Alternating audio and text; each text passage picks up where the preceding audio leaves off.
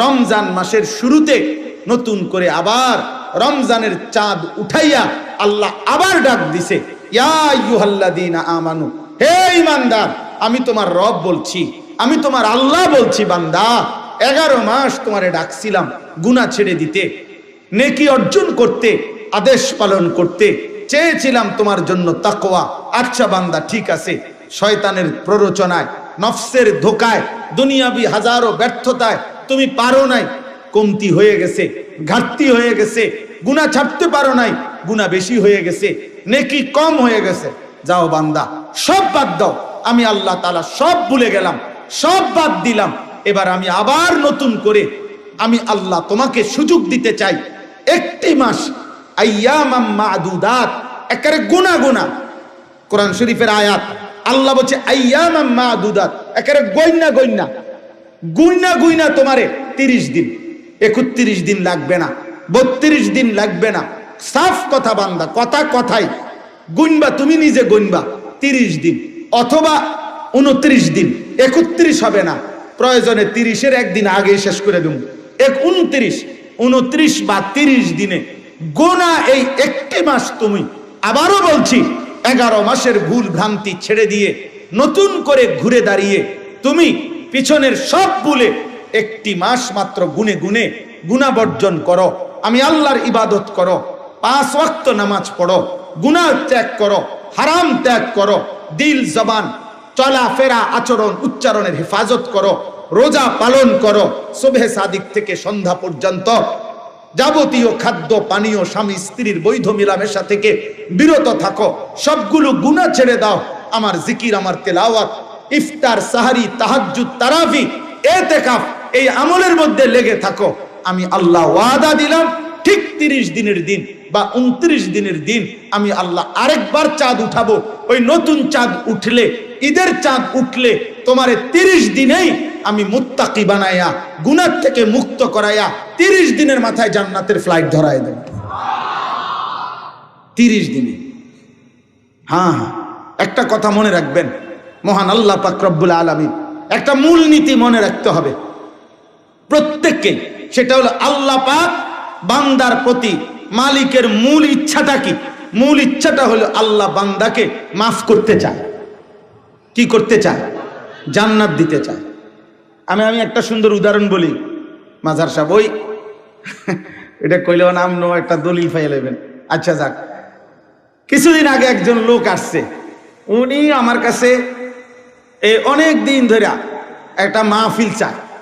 তা আমি আচ্ছা আইয়েন না, যান না, আচ্ছা দিমু আর কি, রাখেন না, এমনি এমনি বলছি অনেকবার। তো এই কিছুদিন আগে লোকটা আইসা আমার বলতেছে, হুজুর আপনার লগে আমার একটা কথাকে পরিষ্কার করেন, আজকে আমি মাহফিলের লেগে আইসি না, একটা কথা ক্লিয়ার করতে আইসি, আসলে আপনি আমারে মাহফিল দিবেননি? হ্যাঁ, আপনি এটা কোন যে আসলে আপনি আমারে মাহফিল দিবেননি, এইটা হইলো মেইন কথা। আপনি যদি দিতেন না, এটা মূল কথা হয়, হুদা আমি বুঝছি আপনি আমারে ঘুরাইবেন, এমনি আগে ক্লিয়ার কোন দিবেন কিনা। হ্যাঁ, দিলে ঘুরাইবেন না, সোজা কথা। তখন আমি বুঝছি না, এরপরে তার কথা থাকে না, এই বেচারা তাকে জাগাত আর দিছে। পরে বললাম, না ভাই যান, দিমু অক্ষণে দিমু, জানান না। তো এই জন্য বললাম কথার কথায়।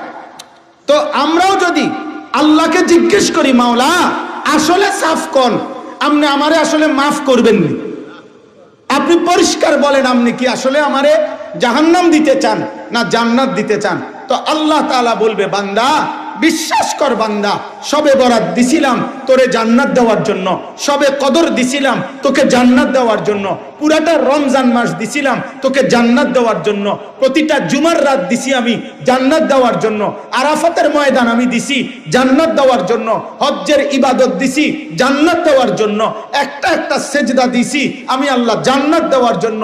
আমি শত শত আইটেমে, হাজার হাজার আইটেমে বান্দা চেয়েছি তোকে জান্নাত দিতে, জান্নাত দিতে, মাফ করতে। আমি আর কি করব বান্দা, তুই বল। তবু তুমি কি জান্নাত নিবা না বান্দা?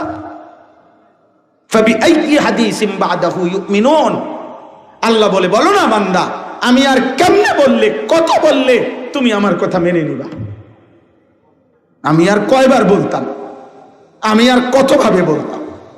কুল ইয়া ইবাদিয়াল্লাযীনা আসরাফু আলা আনফুসিহিম লা তাকনাতু মির রাহমাতিল্লাহ।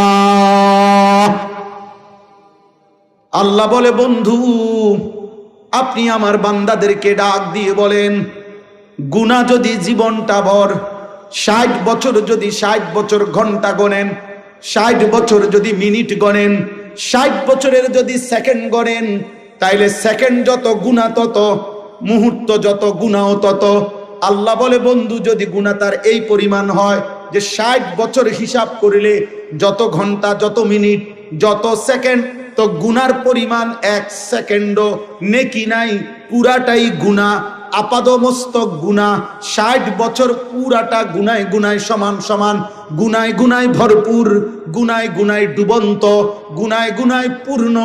আমার এমন বান্দাকেও বলেন চোখের এক ফোঁটা পানি ফেলে পিছনের গুনাহ ছেড়ে দিয়ে আজকে এখন বলেন আমি আল্লাহকে ডাক দিতে, আমি আল্লাহ আপনার জবান দিয়ে শুনায়া দেন, আমি তৎক্ষণাৎ 60 বছরের পূর্ণ গুনাহ, 90 বছরের পূর্ণ গুনাহ একসাথে মাফ করে দেব। মাফ, চাপ মাফ। তা আমি আর কি করতাম? আমি তো চাচ্ছি মাফ করে দিতে। এজন্য এই কথা মনে রাখতে হবে, আল্লাহ মূলত চায় কি করতে? বলেন না, মাফ করতে। আল্লাহ মূলত চায় জান্নাত দিতে। বলেন, আল্লাহ মূলত চায় কি করতে? মাফ করতে। আল্লাহ মূলত চায় কি দিতে? জান্নাত দিতে। এটা হলো মূলনীতি।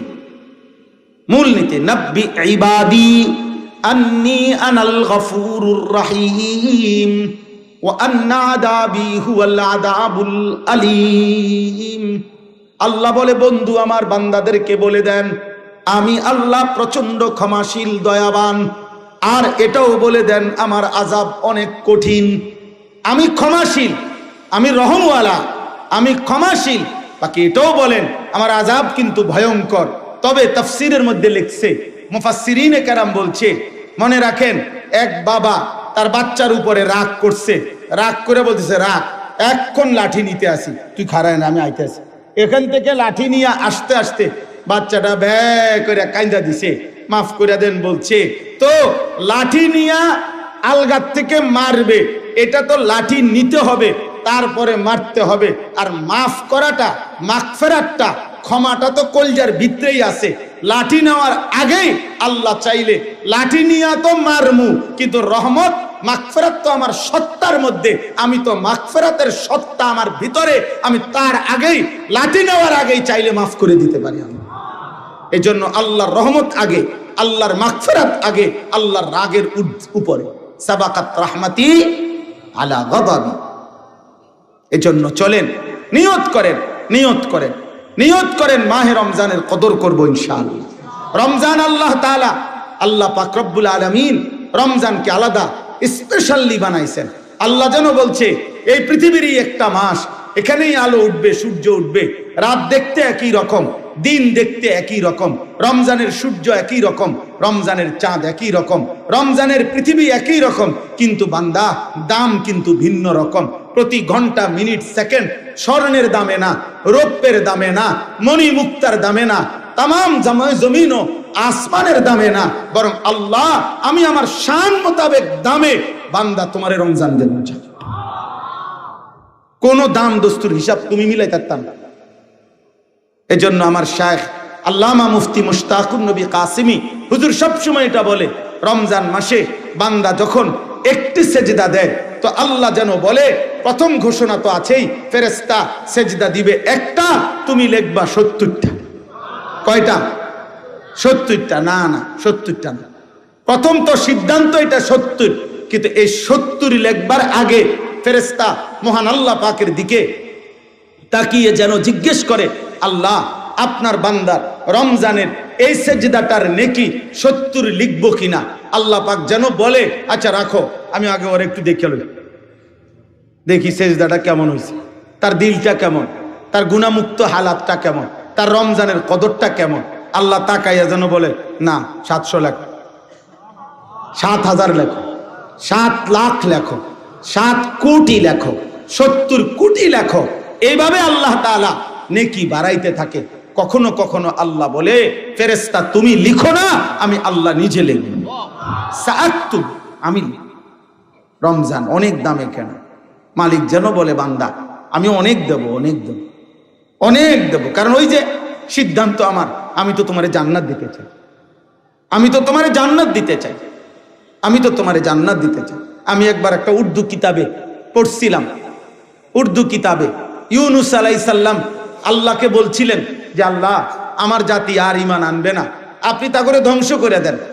তখন আল্লাহ তাআলা বলছিলেন, ইউনুস ওই যে একটা লোক মাটির পাতিল বানাইতেছে, তুমি তার কাছে কুদ্দুর যাও, গিয়া তারে বলো যে আপনার হাতে বানানো একটা মাটির পাতিল, আপনি এটা ভাঙ্গা ফেলেন, ভাঙ্গালাম হাতের বানানো মাটির পাতিল। তো ইউনুস আলাইহিস সালাম ওই লোকটার কাছে গিয়া বলছে, ভাই আপনার হাতে বানানো এই একটি মাটির পাতিল আপনি দয়া করে ভেঙে ফেলেন। তখন ওই লোকটা বলছে, কেন আপনি আমাকে এই কথা বললেন? যে মাটির পাতিল আমি নিজের হাতে কষ্ট করে বানাইছি, আমি এটা আবার ভাঙবো কেন? আমার হাতে গড়া পাতিল আমি ভাঙবো না।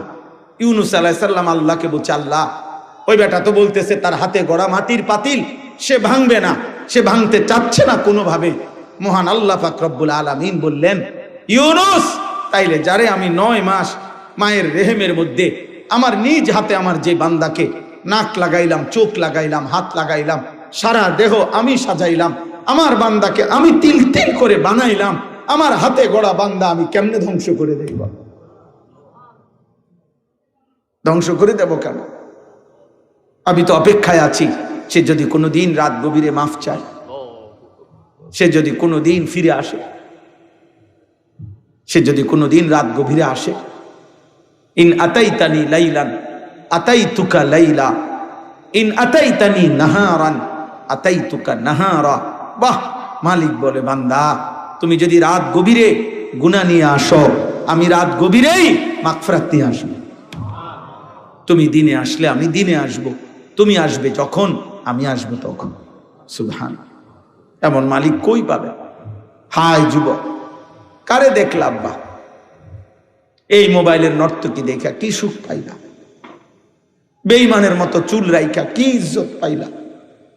কোন বেঈমান কোনোদিন তো তোমারে দেখতেও আসবে না, ধন্যবাদ জানাইতেও আসবে।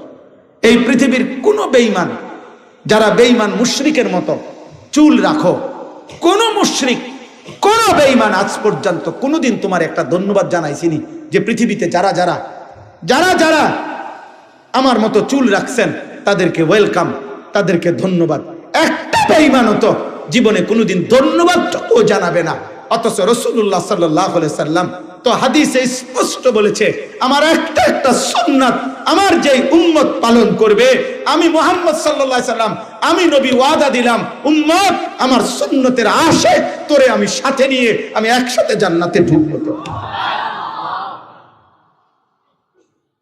তিনি তো ওয়াদা দিছেন, নবী সাল্লাল্লাহু আলাইহি সাল্লাম তো ওয়াদা দিছেন, উম্মত আমার সুন্নাত অনুসরণ করো, আমি তোমাকে সঙ্গে রাখবো, তুমি আমার সঙ্গী হবে, তুমি আমার সঙ্গী হবে, তুমি আমার সঙ্গী হবে।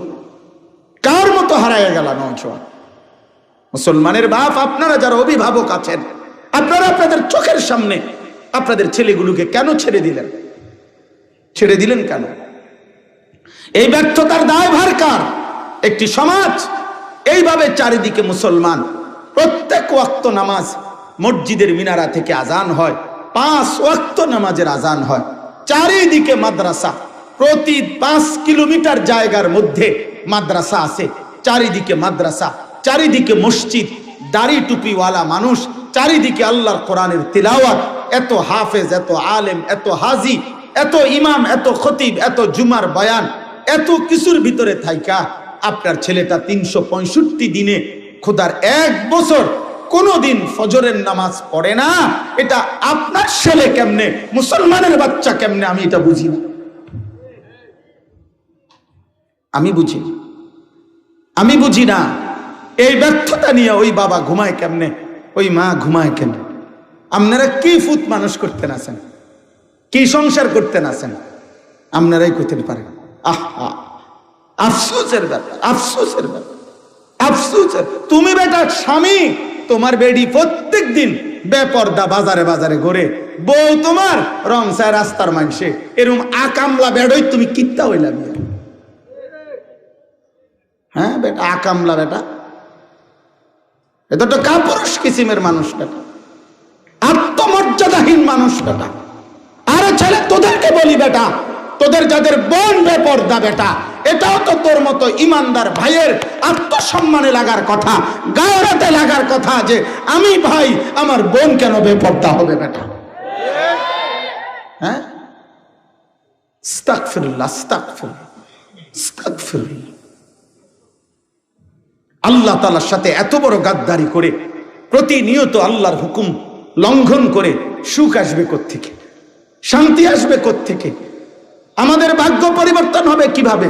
12 তারিখ যারা নির্বাচিত হবে তাদের হাতে ভাগ্য পরিবর্তন হবে না, তাদের হাতে না। বা 12 তারিখ পৃথিবীর শেষ নির্বাচন না, 12 তারিখ বাংলাদেশের শেষ নির্বাচন না, 12 তারিখ শেষ হাসি হাসবে না, 12 তারিখ ইসরাফিল ফু দিবে না। অতএব 11 তারিখ যার হাতে ভাগ্য, 12 তারিখও তার হাতে, 13 তারিখও তার হাতে ভাগ্য। তিনি কে? বলেন না কে?